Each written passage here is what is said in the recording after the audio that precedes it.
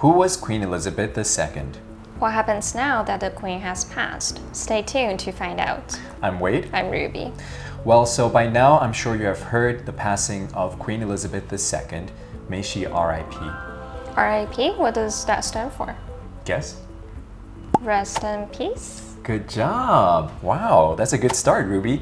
Well, I have more questions for you though. Okay. So to start it off, I was thinking that we can do some rapid fire rounds. Okay. Are you ready? I'm ready. Okay. So first question, when was Queen Elizabeth II born? On April 21st, 1926. Okay.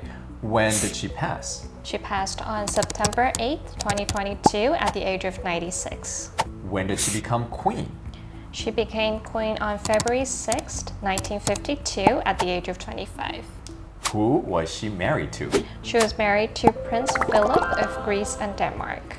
How many kids did they have? They have 4 kids, Grandkids? 8 grandkids, Great-grandkids? 12 of them. Wow, okay. Who is the first in line after King Charles III? That would be his son, Prince William of Wales. All right, and after that? Prince George of Wales, William's son. Okay, you seem to have this down. One final question. What was the Queen's favorite tea? Her favorite tea is Got you. Earl Grey with a splash of milk with no sugar.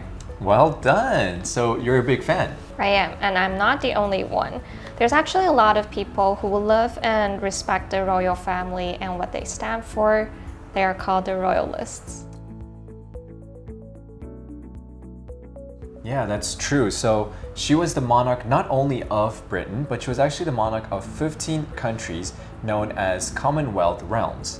And that obviously has now been passed down to King Charles III. But she was also referred to recently by Queen Rania of Jordan as the Queen of the World. She also hailed her warm personality and her remarkable 70-year reign, the longest of any British monarchs.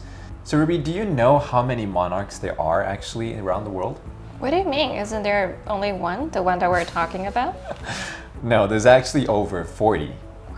Yeah, so why do you think the UK's is so famous, and particularly with Queen Elizabeth II? Well, first off, I feel like Disney has something to do with our obsession with prince and princesses. Yeah, that's so true. Isn't it every little girl's dream to become a princess? No, is it yours? Oh, no, my bad. Okay, moving on. So, for so many years, people have come to love the royal family, and we follow their stories, the big moments, like the passing of Princess Diana, all the way to the royal wedding, or to the Queen's many, many different hats. Yeah. The international media seems to be obsessed with the royal family. I'm just wondering, how did this all come about? It all began with Queen Elizabeth II. On her 21st birthday in 1947, she gave this speech.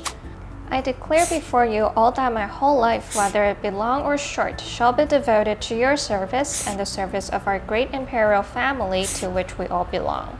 She was an unlikely rebel who broke rules in order to bring change in one of the world's most rigid families, like agreeing to have her coronation televised, which never happened in the past. So they probably didn't have much access to television back then.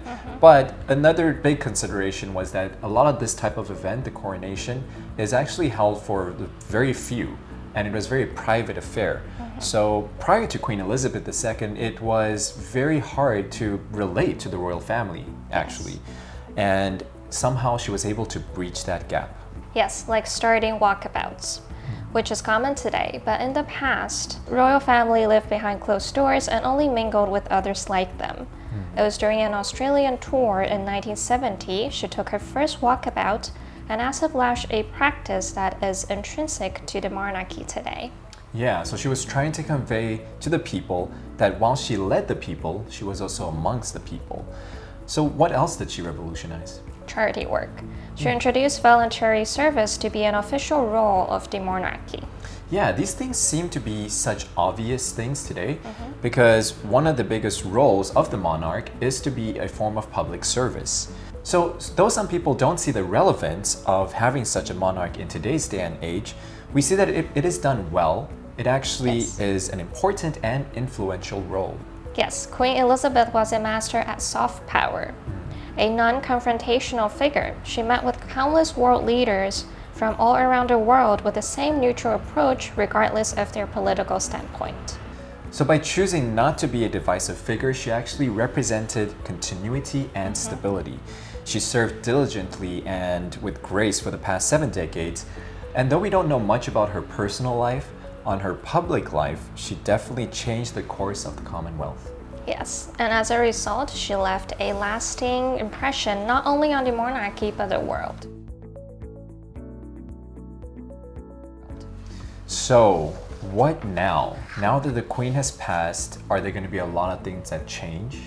Yes, money is going to change, passports are going to change, also uniforms are going to change. Right, so the first thing that we know that happens, which already actually happened, is that her reign is passed down to King Charles III, which is her son. And that means that as soon as she passed away, they stopped printing actually money and stamps with her face on it. That's right, all new money will have the king's face on it. Well, so will my old British pound still be valid? For the time being, yes, but future announcements will be made. Okay, so what changes are coming to the passport? Any mention of Her Majesty Queen would be replaced with His Majesty King. And is it... Don't worry, your British passport will still be valid. The changes will happen when you need to renew them. Okay. Well, I guess probably other changes would be the British national anthem, right? Yes, no more God Save the Queen. It would now be God Save the King. Wow. I even hear that they're changing the police hats. So currently they have the letters ER, the second, which stands for... Elizabeth Regina. Nice. They're going to be changing that to CR, the third, which stands for... Charles Rex. Wow, Ruby, you are killing it today. Good job. Well, so with so many changes that's happening, it's truly amazing that we were able to live through a time during Queen Elizabeth II's reign. Yes, she was loved and respected, a symbol of class. Yeah, she saw wars, she saw the first television, she witnessed the first computer, and so many other firsts. It's amazing that in a world that has so much that was changing, that she was always a constant. Yes. Well, so that concludes our video for today on Queen Elizabeth II. I hope that you have learned something useful, and if you enjoyed this video, please hit that like button and subscribe. Make sure to visit us on our FUNDAY website, FUNDAY.Asia. We'll see you next time.